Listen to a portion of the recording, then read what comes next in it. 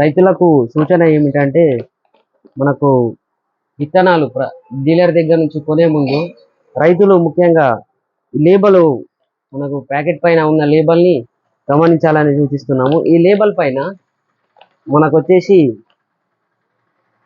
Variety and lot number, date of testing, date of packing, validity సంబంధించి మళ్ళీ germination శాతము, physical purity, inert matter, net KG, weight, seed ఇదంతా మనకు print అయి ఉంటుంది.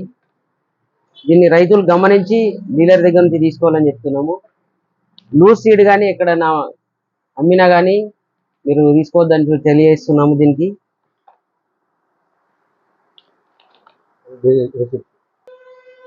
ప్రతి డీలర్ దగ్గర నుంచి బిల్లు కంపల్సరీగా తీసుకోవాలని చెప్తున్నాము.